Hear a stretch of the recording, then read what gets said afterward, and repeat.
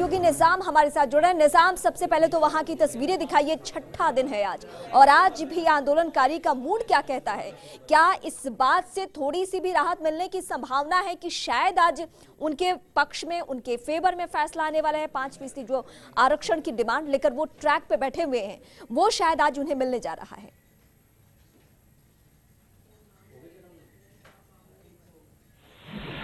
देखिए, बिल्कुल आज छठा दिन है आंदोलन का और इसका असर जो है वो पूरी तरह से पूरे प्रदेश में हमें दिखाई दे रहा है और साथ में यहाँ जो मालारना डूंगर और उसके आसपास का क्षेत्र है वहाँ भी दिखाई दे रहा है। लेकिन सबसे महत्वपूर्ण बात, जैसा कि आज हम कह रहे हैं कि अच्छी खबर का इंतजार है सरकार की ओर से, जो कवायद की जा रही है, जो मसौदे की बात की जा रही है, चाहे सेंटर को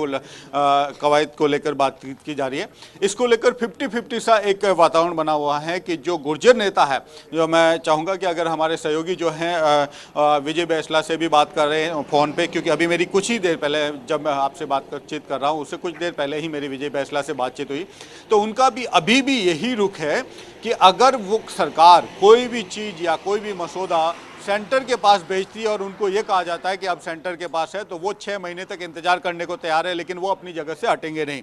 तो ये एक बड़ा जो विजय बैंसला का अभी मेरे से उन्होंने बातचीत की और ये बात बोली है कि हम किसी भी स्थिति में, जब तक हमारे हाथ में आरक्षण का पत्र नहीं देते तब तक हम नहीं है, चाहे वो सेंटर से अनुमति लाने के बाद उसमें कई महीने लग जाएंगे तो हम महीनों के लिए तैयार है। तो ये एक बड़ा बयान जो विजय बैंसला का अभी उन्होंने हमें दिया है। और दूसरी बात, अगर हम बात करेंगे, मेरे साथ अश्विनी भी हैं। अश्विन, अगर बात करें इस पूरे जो घटनाक्रम की बात है, जिस तरह से कल हिम्मत पटेल यहाँ आए और सारी कुछ घटनाक्रम हुई, और दूसरी तरफ आज सरकार की तरफ से कवायद की जाती, तो क्या लगता है जिस तरीके से जो लोग हैं मौके पर बैठे, उनके अंदर ये पूरा भरोसा नहीं है, ऐसा क्यों है? देखिए, कल हिम्मत सिंह पटेल आए, अच्छी खबर लाए। सबसे पहले ये हुआ कि लगातार 5 दिन से जो आंदोलन चल रहा था उसमें देखने में आ रहा था कि क्या होना है, कब होना है, और आंदोलनकारी जो बैठे थे और खुद कर्नल बैंसला को भी ठीक से नहीं पता था कि अभी आगे क्या होना है, किस तरह बातचीत होगी। जब पटेल आए, बातचीत की, और ख़ास बात यह कि मौके से ही मुख्यमंत्री और दूसरे नेताओं से बातचीत उन्होंने की। उसके बाद ये जो टूटा, डेडलॉक जो है वो टूटा, और कर्नल बैंसला कल धन्यवाद की मुद्रा में नजर आए उनके सामने। अब इनकी एक चिंता है कि सरकार आज क्या करने जा रही है, और ऐसा तो नहीं है कि कुछ जो वो चाहते हैं उससे कुछ कम हो। उनको ये डर है कि आंदोलनकारी कहीं इस पे ये नहीं मान लें, रात भर में भी ये नहीं मान लिया हो उन्होंने कि चलो हमें अब आरक्षण मिल गया है और अब ठीक है, इसलिए ये दबाव की रणनीति। बिल्कुल। अभी जो है कर्नल बैंसला और पूरी पार्टी, उनकी जो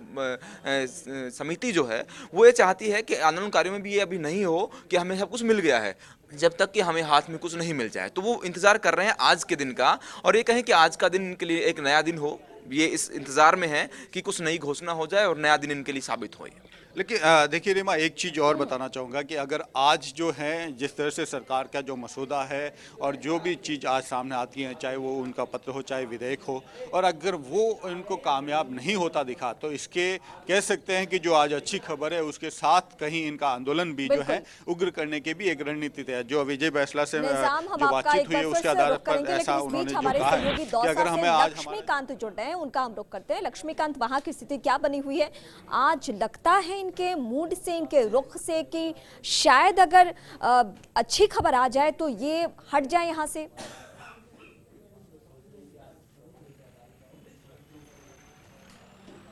देखिए, बिल्कुल जो गुर्जर आंदोलनकारी हैं उनसे हमारी बात हुई है, तो अच्छी उम्मीद बेशक इनको भी है, लेकिन जो मनफूल तुंगड़ जो है, जो सिकंदरापुर और गाजीपुर जो क्षेत्र है, यहाँ के जो गुर्जर नेता है, उनसे संपर्क के बाद में जो उन्होंने बयान दिया है, उनका साफ तौर पर यह कहना है कि जब तक कर्नल किरोड़ी सिंह बैंसला कोई आदेश उन्हें नहीं देते हैं, और वो आदेश होगा स्थायी समाधान का, क्योंकि जो इस बार जो गुर्जर समाज के जो प्रतिनिधि है उनका फोकस जो है इस चीज़ को लेकर के है कि जो समाधान होता है वो स्थायी होना चाहिए। बार बार जो पिछली बार जिस तरह के निर्णय होते रहे हैं उनको एक्सेप्ट करने के लिए ये साफ तौर पर जो गुर्जर आंदोलनकारी है वो इनकार कर रहे हैं। उनका कहना है कि हमें स्थायी समाधान चाहिए। सबसे बड़ा और सबसे जो अहम मुद्दा है, जो केंद्र सरकार ने जो सवर्ण का 10% जो आरक्षण दिया है, वो कहीं ना कहीं इस चीज़ को एक मोटिवेशन के रूप में बना हुआ है कि जब 3 दिन में जो सवर्ण आरक्षण को 10% सेंट्रल गवर्नमेंट दे सकती है, तो फिर गुर्जर समाज के लिए जो 5% की मांग है उसको क्यों नहीं पूरा किया जा रहा है। जी बिल्कुल, साथ साथ ये भी जानना चाहेंगे कि स्थिति कैसी बनी हुई है। आम लोग बेहद डरे हुए हैं, खौफ में है, कहीं भी किसी को घर से बाहर निकलना हो तो वो खौफ ज्यादा है कि जाने हमारे साथ क्या हो जाए या कौन सा रूट बंद हो।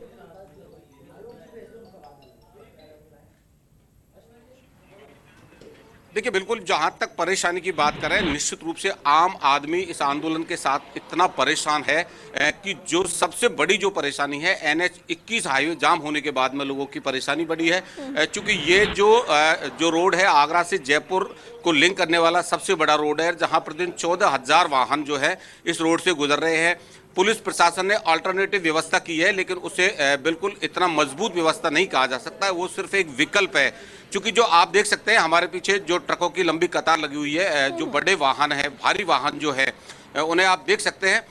कि जो भारी वाहन जो है वो जो इंटीरियर जो रूट है उनसे होकर के नहीं गुजारे जा सकते। क्योंकि 2 दिन पहले जो वैकल्पिक व्यवस्था तैयार की गई थी उसमें भी बड़ी संख्या में रास्ते में जो भारी वाहन है वो फंसे हुए हैं। ज़्यादातर जो ट्रक चालक है वो बहुत ज़्यादा परेशान है, उनके पैसे भी खत्म हो चुके हैं।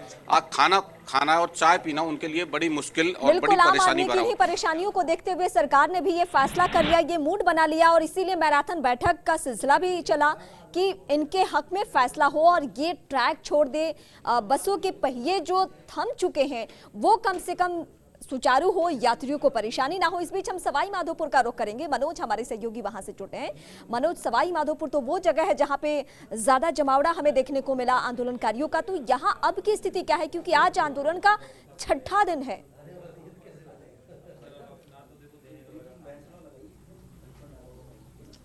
जी रीमा, बिल्कुल बताना चाहूँगा, सवाई माधोपुर जिला प्रशासन की हम बात करें तो लगातार शांति व कानून व्यवस्था रखने की जो कवायद है वो रख रहे हैं, लेकिन जो आंदोलनकारी हैं, जो गुर्जर आरक्षण आंदोलन का जो मामला है उसके 2 पहलू देखने को मिल रहे हैं। एक तो है प्रभाव, जो गुर्जरों ने चारों तरफ सड़कों पर जाम लगा रखा है, रेलवे ट्रैक पर कब्जा कर रखा है, लेकिन उसके दुष्प्रभाव भी चारों तरफ देखने को मिल रहे हैं। इससे आम जनजीवन है वो पूरी तरह से प्रभावित हो चुका है। लेकिन जिस तरह से कल राजस्थान सरकार की ओर से कैबिनेट की बैठक बुलाई गई थी जिसमें तमाम ऐसे बड़े फैसले लिए गए हैं जिनको कि आज विधानसभा में रखा जाएगा, कह सकते हैं कि पास कराया जाएगा, तो एक बड़ी राहत है वो पूरे प्रदेश व देशवासियों को मिल सकती है। कह सकते हैं कि राजस्थान सरकार की जो पहल है उसको जो गुर्जर आंदोलनकारी है, खासकर कि गुर्जर समाज के जो लोग हैं उनको काफ़ी राहत इससे मिलेगी और ये अनुमान लगाया जा रहा है कि शायद जो आंदोलन का आज कहीं ना कहीं जो समापन है वो हो सकता है और आमजन को इससे लाभ मिल सकता है। क्योंकि कह सकते हैं कि जब रास्ते रोक दिए जाएं, रेलवे ट्रैक रोक दिया जाए तो लोगों को आने जाने में, यातायात में बहुत भारी समस्या का सामना करना पड़ता है। इसके साथ ही कह सकते हैं कि इंसान एक जाति है और वो जाति विभिन्न समूहों में बटी गई है जिसे कि जाति के नाम से जाना जाता है और एक जाति के फायदे के लिए अन्य जातियां या अन्य लोग या अन्य इंसान जो प्रभावित हो रहा है या पीड़ित हो रहा है उसका दर्द भी अब झलकने लगा है। कह सकते हैं कि सरकारी चलिए एक बार फिर से हम आपका रुख करेंगे। निजाम हमारे साथ लगातार बने हुए हैं। निजाम, इस बात की कितनी गुंजाइश है कि अगर सरकार ने 5% आरक्षण ना देकर कोई बीच का रास्ता निकाला तो इन आंदोलनकारियों को शांत करना कितना मुश्किल होगा? क्या ये ट्रैक से हटने की स्थिति में होंगे?